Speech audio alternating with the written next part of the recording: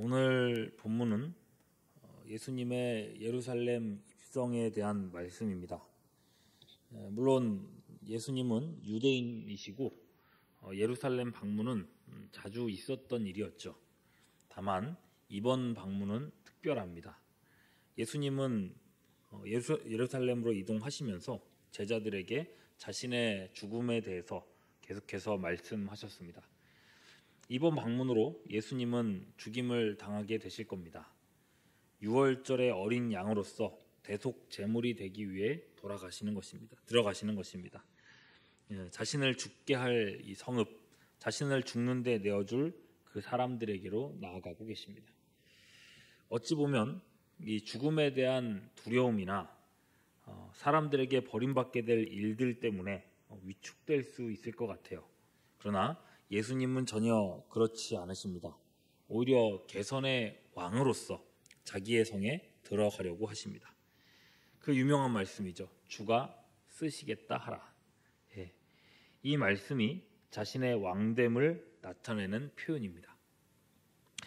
예수님은 두 제자를 맞은편 마을로 보내서 아직 아무도 타보지 않은 나귀 새끼를 풀어 끌고 오라고 하십니다. 아니, 남의 이 소유물을 함부로 가져오면 이 도둑이고 강도가 아니겠습니까? 그래도 되는 건가? 아마도 미적됐을 제자들에게 예수님은 이렇게 말씀하십니다. 3절에 만일 누가 너희에게 왜 이렇게 하느냐 묻거든 주가 쓰시겠다 하라. 그리하면 즉시 이리로 보내리라. 이 말씀을 듣고 가서 보니까 정말 나귀 새끼가 매여 있습니다. 예수님 말대로 줄을 풀죠. 풀고 있는데 어떤 사람들이 묻는다고 합니다. 당신들 나귀 새끼를 풀어 뭘 하려 하시오? 왜 남의 나귀를 푸시오? 이렇게 물은 겁니다. 제자들은 예수님께서 알려주신 대로 말하죠. 주가 쓰시겠다 합니다 라고. 그러자 사람들이 어떻게 반응합니까? 6절 후반절 이에 허락하는지라. 여러분들께서는 이 본문을 어떻게 보셨습니까? 주가 쓰시겠다 이 말에 어떤 의미가 있길래 아무렇지도 않게 자신의 소중한 재산을 내어주게 된 걸까요? 저는 소시적에 이 본문을 예수님께서 행하신 기적 중에 하나라고 생각을 했었습니다. 예수님이 이미 사람들의 마음을 움직여서 가져갈 수 있도록 그렇게 기적으로 이렇게 행하신 일이겠구나. 그럴 수도 있죠. 근데 여러분 그렇더라도 말입니다. 예수님께서 아무런 정당성 없이 다른 사람의 물건을 빼앗게 되시는 것 아니겠습니까? 우리 예수님이 그러실 리가 없지 않은가 싶은 거예요. 3절에서 예수께서 주가 쓰시겠다 하라라고 이렇게 명령하실 때에 번역이 안 된 부분이 있습니다. 그것의 주인이 쓰시겠다 하라는 말씀입니다. 그것에가 사실은 들어가 있어야 된다는 거예요. 명백히 나귀의 주인은 따로 있는데 그것의 주인이 쓰신다 말하라 하시는 거예요. 이건 단 한 가지 경우에 사용될 수 있다고 합니다. 바로 이 왕의 필요에 따라서라는 거죠. 고대 사회에서 왕은 나라 안의 모든 것에 대한 주인이었습니다. 왕이 필요할 때면 백성들은 기꺼이 그 필요에 따라 내어드려야 했죠. 왜 지금도 그런 법이 있지 않습니까? SUV 차량을 갖고 계시는 분들은 어떤 분들은 이제 전시 동원령이라고 해서 전쟁 시가 되면 그 차량을 전쟁을 위한 이렇게 도구로 사용할 수 있다고 합니다. 전시가 되면 그게 국가 재산이 된다는 거죠. 예수님의 공생의 3년 차가 되었을 때에 예수님을 모르는 사람이 없었습니다. 병고침의 기적, 또 가르침의 그 지혜, 그 모든 것이 예수님에 대해서 한 가지를 말하고 있습니다. 그분은 메시아입니다. 다윗의 자손으로 오실 이스라엘의 참된 왕이라는 말입니다. 모든 사람이 이제 그걸 알고 있습니다. 언젠가는 사람들이 예수님을 억지로 왕으로 세우려고도 했었습니다. 언젠가는 이제 예수님이 왕으로서 등극하시지 않겠는가, 그런 기대가 있어 왔는데 이 예수님의 제자들이 한 동네에 들어와서 그것에 주가 쓰시겠다 이렇게 말하니까 그곳 사람들이 어떤 생각을 하겠습니까? 아, 왕이 입성하시는구나. 드디어 예수님이 왕이 될 결단을 하셨구나. 그런 생각을 했던 겁니다. 게다가요, 예수님은 나귀를 그저 빼앗으려시려는 게 아닙니다. 어떤 성경책들, 갖고 계신 성경책들 보시면요, 3절 말씀에 1번이라고 해가지고 각주가 달려있는 걸 볼 수 있을 겁니다.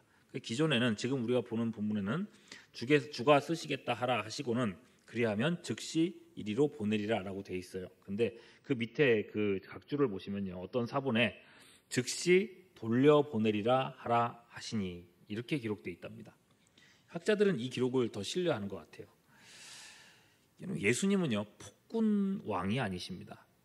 사무엘상 24장 24절에서 다윗 왕은요, 아라우나의 타작마당에서 하나님께 제사를 드리려고 했을 때에 아라우나가 이 왕이시니까 그냥 땅을 드리겠다 했어도 그걸 그냥 받지 않았어요.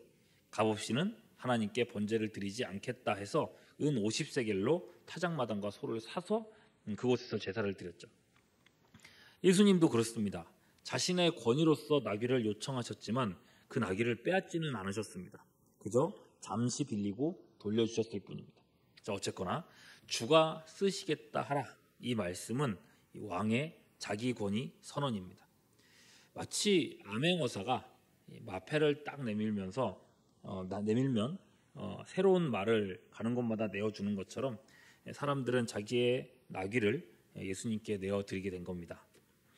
내어드리면서 사람들의 마음에는 메시아에 대한 기대감이 넘쳐납니다. 예수님께서 드디어 준비해 오셨던 대업을 이루어 가시는구나. 그래서요, 예수께서 그 나귀 위에 타시고 입성하는데 8절 말씀 보시면 많은 사람들이 나와 있습니다.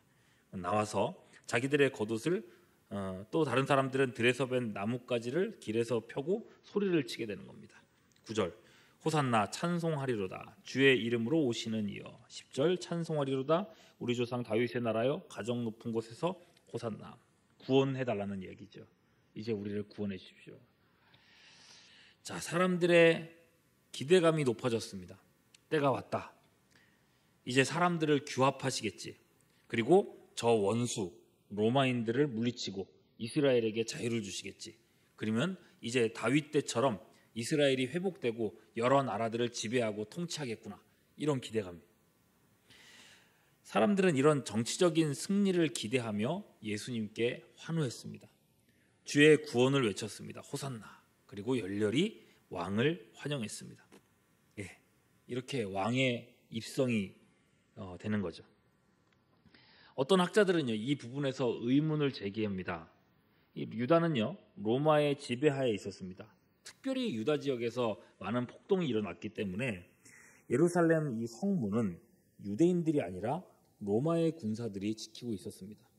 만일 사람들이 이 행차를 왕의 행차로 봤다고 한다면 분명 저지하든지 예수님을 연행해 갔을 겁니다. 그걸 그대로 두지 않았을 거란 말이죠. 그런데 가만히 놔뒀다는 거예요. 안 그랬다는 거죠. 왜 예수님의 이 성대한 행차를 로마 병사들은 그냥 두고 봐느냐라고 어떤 학자들은 또 질문을 합니다. 그 대답이 나귀 새끼라는 거예요. 왕이 입성한다고 하면 보통 백마를 타고 자신의 권위를 나타내기 마련입니다. 그런데 예수님은 보잘것없는 어린 나귀를 타고 들어오고 계십니다. 그러니 로마 군인들 눈에 보기에 유대인들의 이 행사는 굉장히 언제나 있었던 별스러운 행사 중에 하나일 것이다. 이렇게 봤다는 거예요. 그리하여 예수님의 입성은 큰 무리 없이 진행될 수 있었다는 거죠. 이로써 예수님에 대한 예언이 성취됩니다. 스가랴 9장 9절이죠. 시온에 따라 크게 기뻐할지어다. 예루살렘에 따라 즐거이 부를지어다. 보라, 내 왕이 내게 임하시나니 그는 공의로우시며 구원을 베푸시며 겸손하여서 나귀를 타시나니 나귀의 작은 것 곧 나귀 새끼니라. 이 예언 그대로 예수님은 나귀 새끼를 타시고 왕의 입성을 하십니다. 근데 말입니다. 스가랴는 단순히 그냥 나귀 입성만 말하고 있는 게 아닙니다. 바로 다음 구절 스가랴 9장 10절 말씀을 보면 이렇게 말합니다. 내가 에브라임의 병거와 예루살렘의 말을 끊겠고 전쟁하는 활도 끊으리니 그가 이방 사람에게 화평을 전할 것이요 그의 통치는 바다에서 바다까지 이르고 유브라데 강에서 땅끝까지 이르리라. 이렇게 말씀하십니다. 사람들의 기대는 이스라엘의 정치적 회복이었습니다. 저 원수 같은 로마를 깨 부수는 것이었습니다. 그래서 다윗 때처럼 모든 열방에게 이스라엘이 조공을 받는 것이었습니다. 그런데 스가랴서의 예언은 그게 아닙니다. 이방 사람을 정복하는 것이 아니라 그들에게 화평을 전할 것이라고 했습니다. 병거와 말로서가 아니라 화평으로서 이방 땅끝을 정복할 거라고 말씀한 겁니다. 이 일을 예수님은 십자가의 죽으심으로 성취하실 겁니다. 땅끝을 정복하는 것은 이 총칼이 아니라 복음의 말씀이더라는 것입니다. 지금 잠잠히 있는 이 로마의 병사들을 보십시오. 예수님을 대적하는 것은요, 이방이 아니더라는 거예요. 오히려 자기 백성이 될 것입니다. 지금 호산나 외치며 환호하는 바로 이 무리들이 조금 있으면 예수님을 십자가에 달으라고 소리칠 겁니다. 전쟁의 깃발을 들지 않는 예수님께 실망하여 등을 돌릴 것입니다. 언약의 백성들이 오히려 언약의 장애물이 되고 있습니다. 이스라엘을 부르신 목적은 온 세상에 대해서 제사장 나라가 되는 것이다 라고 분명 말씀하셨건만 예루살렘은 복수에 사로잡힌 세상 민족들과 다를 바가 없습니다. 그저 원수 갚는 일, 그저 저 로마를 무너뜨리는 일. 그들은 열매 맺지 못하는 무화과 나무처럼 되고 말았습니다. 그래서요 13절에서 예수님이 열매 없는 무화과 나무를 저주하는 그런 얘기가 나오죠. 그리고 저주하신 후에 15절 이후 성전에 들어가서 성전 장사하는 시장을 둘러 엎으시는 성전 정화일을 하시고 다시 나와서 보니 20절에 무화과 나무가 뿌리채 말라 있었습니다. 이것은 열매 없는 예루살렘 성전이 당할 심판을 나타냅니다. 말라 죽은 무화과 나무를 두고 제자들에게 말씀을 하세요. 23절 누구든지 이 산더러 들리어 바다에 던져지라 하며 그 말하는 것이 이루어질 줄 믿고 마음에 의심하지 아니하면 그대로 되리라. 이 산이 들려서 바다에 던져진다 하는 이 표현은 굉장히 중요한 상징입니다. 유대인들에게 산이라고 했을 때는 이것은 예루살렘 성전을 상징하는 것이고 바다는 이방 민족을 상징합니다. 산이 바다에 던져진다는 말은 그냥 나오는 말이 아니에요. 열매 없는 예루살렘 성전이 이방 민족에게 정복되고 파괴될 것을 나타내는 은유라는 겁니다. 예루살렘의 왕으로 입성하시는 예수님은 평화의 왕이십니다. 전쟁과 파괴의 왕이 아니세요. 마음에 미움이 가득하여 복수하고 파괴를 꿈꾸는 자들은 그리스도를 왕으로 모실 수가 없습니다. 그들은 스스로를 파괴할 뿐입니다. 그러므로 이 모든 사건의 결론으로서 예수님께서는요 25절에 이렇게 말씀하시게 되는 겁니다. 서서 기도할 때에 아무에게나 혐의가 있거든 용서하라.